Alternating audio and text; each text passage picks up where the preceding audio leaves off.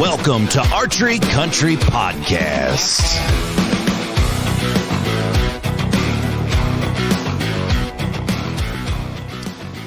What's going on, all you archery gurus? This is Wade Greniger coming to you at the Rogers Studio as we are living it up during busy season. And it's time to take a little pause for the cause as we got one of the biggest 3D shoots in the state of Minnesota, let alone it's right up there within the 5-state area as far as numbers. The Powder Ridge 3D Challenge, brought to you by Archery Country, is going on Friday and Saturday and Sunday in Kimball, Minnesota at the Powder Ridge Ski Resort. And it gives you the opportunity to format your skills a little bit, to have a bunch of fun. So the shoot is going to consist of not only a competition side of things, where you can visit or shoot in the bow hunter class or the open class. We also have the NASP 3D going on there, which is already taken care of and signed up, and kids can, come and be part of that. And when I say kids, it's youth. NASP is that. But the event itself, it is one of the biggest 3D shoots we talked about. By the way, I got Adam Kramer here with me. How you doing, Adam? Good. How about you, Wade? Good. Glad to have you with. We're probably two of the more competitive side of things. We go to a lot of national shoots and regional shoots around. We're just going to give a little insight, and I don't want to scare anybody off. We're just running through the Powder Ridge setup and what you guys can experience. And I think by the end of this, it's going to be a shorter podcast, but by the end of this, it's going to be more of an invitational, like an invite for everybody. You don't have to be a competitor. You don't have to keep score, but we'll get to that. So the event is going to take place Friday, Saturday, and Sunday. Just check your times. This is all on social media. It's also on the website. Everything is laid out there. Pre-registration is closed, so you'll pay cash at the door. But we're going to talk about preparation as far as what you need to bring. We're going to talk about how long it takes. We're going to talk about everything that's going to go into this shoot. From here on out, Adam, you and I are going to talk for about 30 seconds on the competition side of things, and then we're going to throw competition out the door. Because, air quotes, lifestyle shoot is a new phenomenon in archery. It's one of the fastest growing parts. It doesn't matter if we talk about the shoots out west or east or what's going on. People want to just have fun. People don't want to have stress. People don't want to have the formalities and the rules and the regulations. They just, exactly like what hunting is. Hunting is fun. Hunting is, you can put as much pressure as you want on yourself. You can do it to the max, or you can just go be a weekend bender. There's nothing wrong with it. So let's talk just a little bit about the event. In far as preparation, before you ever get there, you already got it in. You already listened to the first 3 minutes of this podcast, and you're like, okay, I'm going to go Friday, Saturday, Sunday. Change my golf plans. I'm going to be there. This is what you're going to need. We're blessed. It looks like to be some awesome weather. What are we going to need? What would you say for the average Joe who's got his new bow and his new arrows, or just revamped, or you got his bow restrung? Before we ever get in the vehicle, what do we need? So in terms of that packing list, the night before, I like laying it all out. I want to make sure I got my bow, release, probably at least 8 arrows, if not more. At least. All the same length, everything, being dialed in, ready to go. And then I'm getting all the, okay, what am I going to wear? What's the weather looking like? Mm-hmm. Mid-80s? Yep. Shorts, want to be comfortable. You're going to be out there. It's probably going to be a little warm. Don't want to be overheated. Mm-hmm. You also don't want to be overbearingly packed with gear. And so maybe the water. And when we're saying this, okay, so if you're the dude that has your Sitka stuff and like you want to wear it from head to toe because you want to prep and you got your Mystery Ranch pack on and you got 40 pounds in there, like this is a training shoot for you, that we're not going to pick on you. That's fine. But like you're going to be out there for a while. Mm-hmm. So back to what you're laying out. Clothing, absolutely. There are some key instruments that you probably want to have. One, I don't know if anybody shoots anymore without a rangefinder. If you do, have a blast. I don't know how many of you listening know who Jake is. He's the owner of Archery Country, but Jake is also a very avid shooter, and he's going to set this course to test you. But it's a breath of fresh air. You and I have been competing since January 1st of this year, And when you can go to this shoot, like we don't bring our big bows. We don't bring long stabilizers and scopes and lenses. Like we have a tube full of arrows and we're going to put our shit to the test. Mm-hmm. You know what I mean? Oh, yeah. So a rangefinder, it's allowed. There's actually no really big rules on this, but so you can know how to set your sight or if you're pin gapping, whatever. You shoot with binoculars. Mm-hmm. I do. I think it's a must. And for the simple fact of the fun part of it, like just to see where you hit or where you need to hit or maybe there's a limb in the way or maybe, you know, this, that. Yeah, binoculars are cool. Go through your regimen again.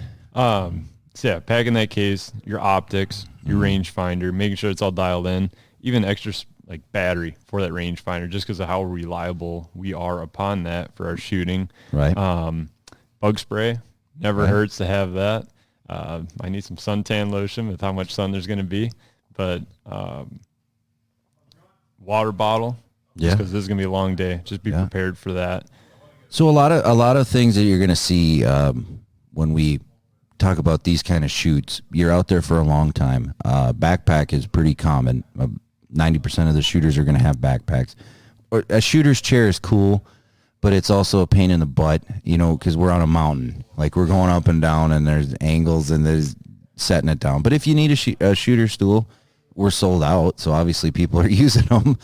But it's okay. It's something to have. A couple bottles of water. Have some trail mix. I'm a fan of jerky. Keeps me kind of going. People, dried fruit. The cool thing is at the shoot, okay, we'll get to that of what's going to be there, but I would over-prepare. Yep. Like you're saying, bug spray, and it's actually pretty cool out there if you get a breeze. You're in the open quite a bit of the time and then in the timber, but, you know, whatever you need to be comfortable. Back to our equipment. Whatever you're going to use, honey, or whatever you're using, that's cool. There's going to be some pretty cool shots where you may flub an arrow. So, like you say, if you have 4 arrows, probably not going to be a lot of fun for you on target 40. But if you have 8, you'll have a couple left. If you have 4 dozen, then you're going to fit right in with everybody. So, all right. So we're driving the shoot. We get to the shoot. This is the cool thing. Pre-registration's closed, so you pay cash at the door. You get there. There is a practice range. You can get your stuff out. You make sure your marks are on. Make sure nothing moved. There's not really any bow technician or bow shop there, but Jake's there. Somebody there can help you. Shooters are pretty good at fixing stuff on the spot. But you can make sure that you're good at 100. You can make sure you're good at 80 and 70 and, you know, go on through that. So you have a little bit of comfort. So you get your ticket, you're ready to go, and then we go out on the course. Now, at the chalet or down at the depot, there's also going to be a food truck this year. So if you're not a breakfast guy or gal and you want to just get something before you go out on the course or halfway through or whatever, you know, when you get done, obviously they're going to be flooded. But there's going to be water available there and drinks and, you know, refreshments and what have you. So we got out, we're practiced, we're paid for, we're ready to go out on the course.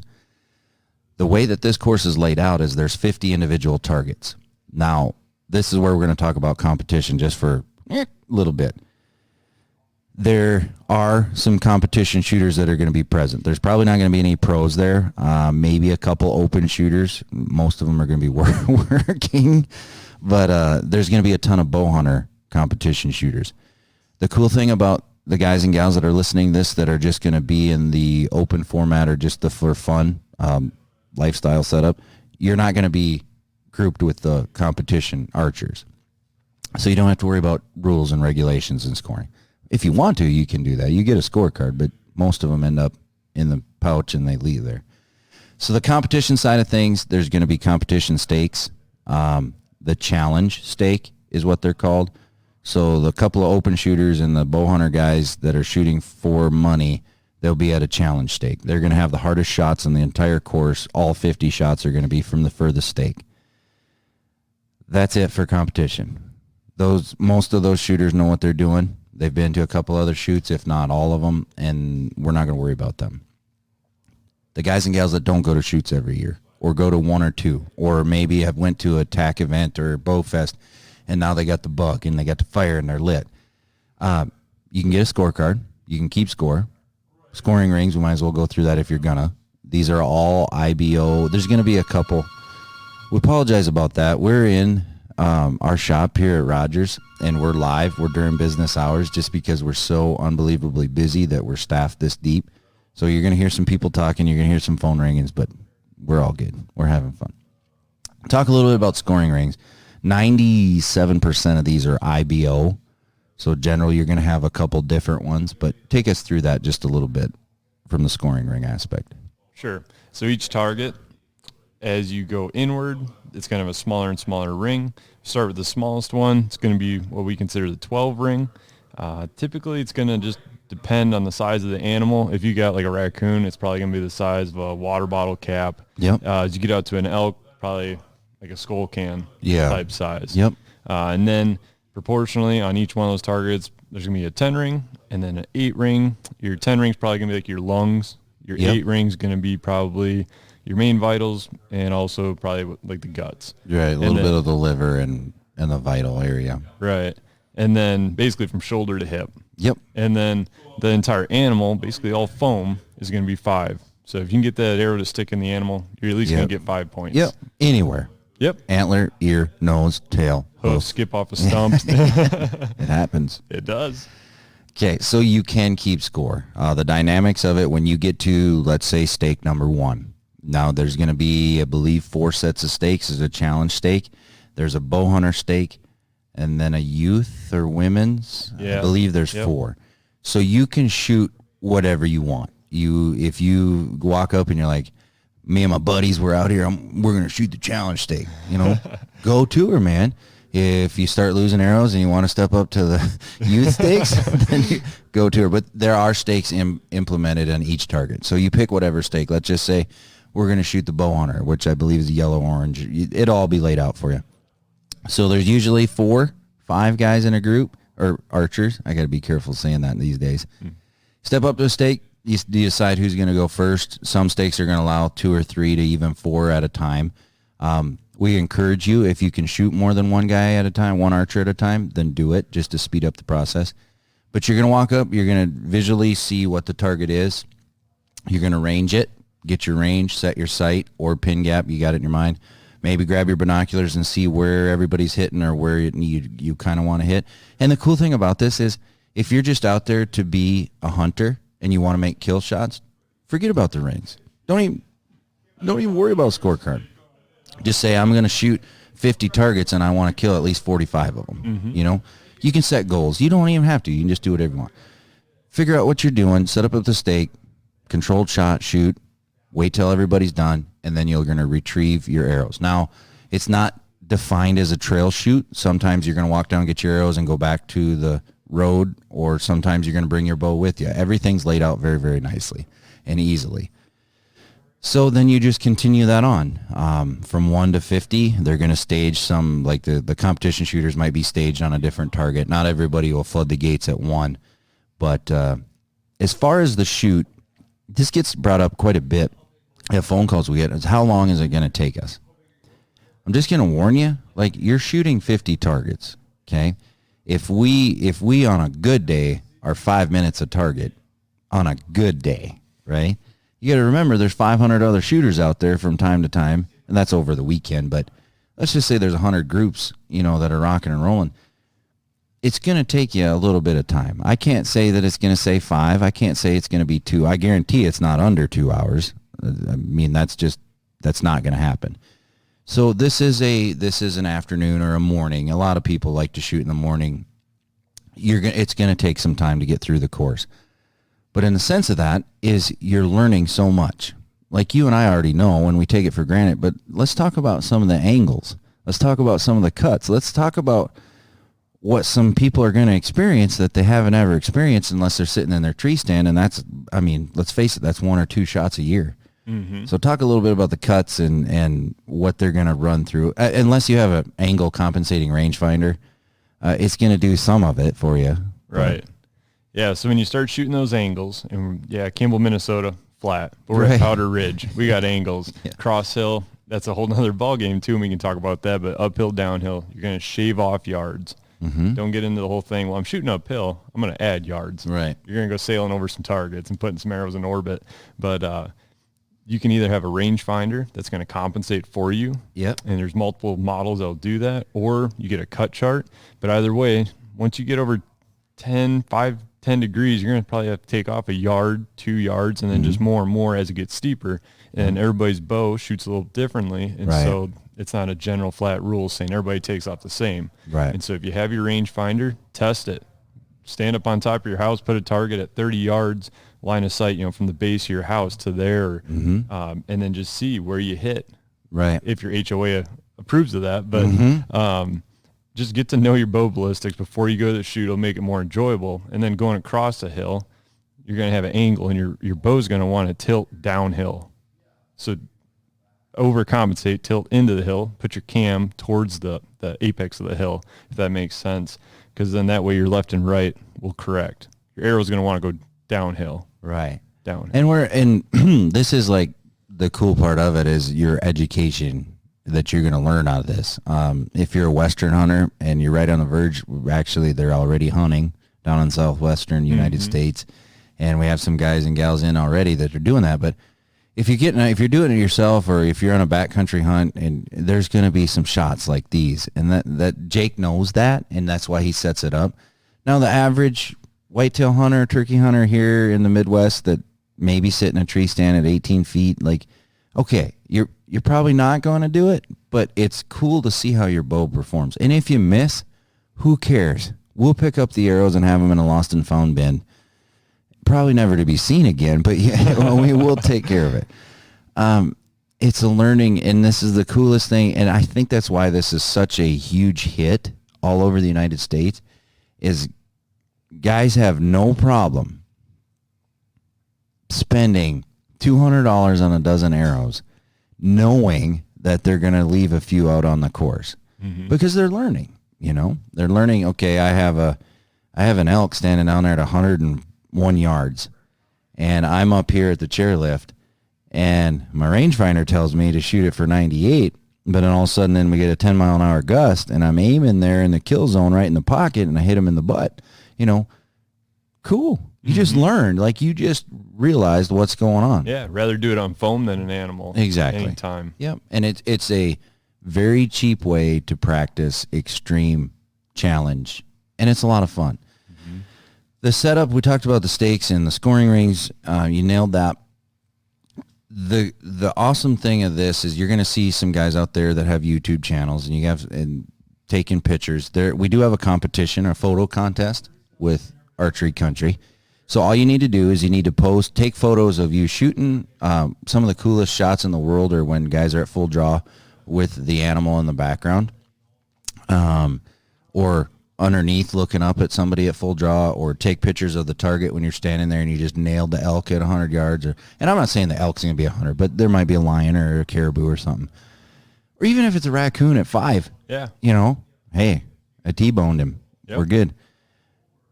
Take a photo, and then you need to hashtag AC3D. So that's the letter A, letter C, number 3, letter D. Hashtag AC, and it has to be public. And then we have an awesome prize package that Desiree and Christina and Jake and Jen have put together that we're going to award next week to the best photo, or a couple of photos. Nice. But you need to hashtag AC3D and then make it public. Facebook, Instagram, Twitter, whatever it may be, we'll find it, but it has to be in that format. And long story short, we want everybody to come. It'll be Friday, Saturday, Sunday. Check the times online. Pre-registration's closed, cash at the door, and get your marks, practice, and then just go out on the course. And a lot of times we see this every year. Somebody will bust in there and shoot it Friday morning, and it might be 2 or 3 of them, and then they come back Sunday, and there's 6, 8 of them, and they're shooting 2 groups. It's awesome, awesome time. If you need any help before you go out, if you're worried about your level on your SCO or your sight, first, second, third axis, that's pretty dang important if you watch your level. If you just need, hey, maybe I need some more nocks, or maybe I need a couple more arrows. Right now, we're fully stocked. We can take care of you. A month from now, if you do lose some arrows, come back and see us as soon as you can. There's not a whole lot other than that you need. I think it's going to be a huge turnout. We have awesome weather, like we're saying, and it's the right time of the year for your elk hunters, your antelope hunters, muley hunters. Whitetail here in the state isn't until mid-September, but a lot of guys are going to North and South Dakota. It's just a really, really good prep time. Even if you go there with the idea of, I don't really care about preparation, I just want to have fun. This is like golfing with my dudes, but with a bow in my hand. Do it. Hang out. Come out. There's food. There's going to be water up on the top. So I think it's target 21 or 27 on the very top that there's a cooler. But that's just like, hey, give us $1 or throw $1 in a coffee can water. It'll be cold at 8 a.m., but it might not be at 6 p.m. So bring lots of stuff. There's a food truck down there. After you're done, you can sit around and visit. It's just it's an open invitation to all. You do not have to be a competition pencil-pushing guru to compete at this. You don't even have to compete. You just shoot. And the stakes, like we say, just have fun. There, obviously, if you come to the shoot with broadheads, you're going to get whipped. Like, don't do that. As much as you and I push, like, guys, shoot your broadheads. Don't come to the shoot with broadheads. Field points only. Practice range, everything's good.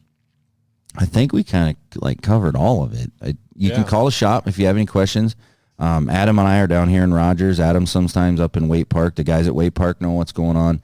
Brainerd, they're pretty up and up on that. A lot of the guys from Brainerd help set the course. Jake does a lot of it.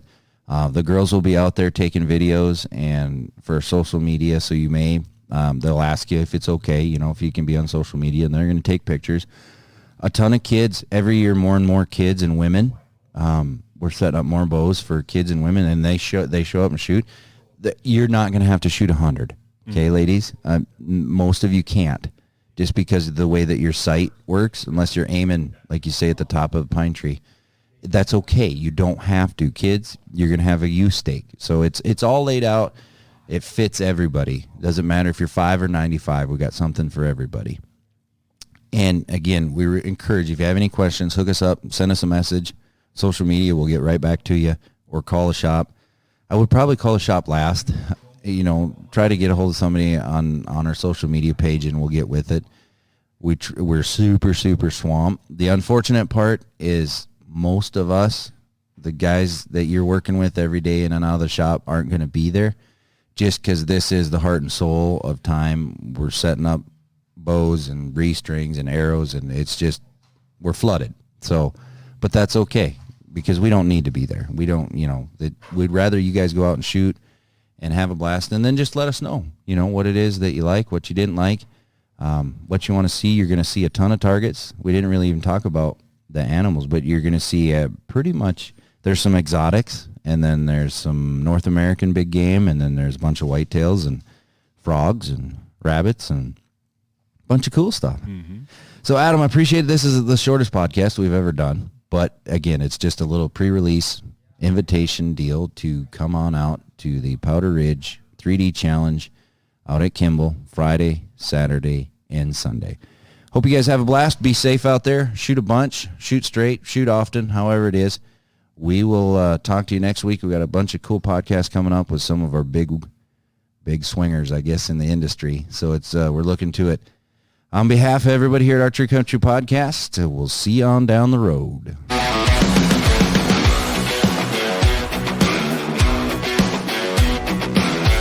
Thank you for listening to Archery Country Podcast.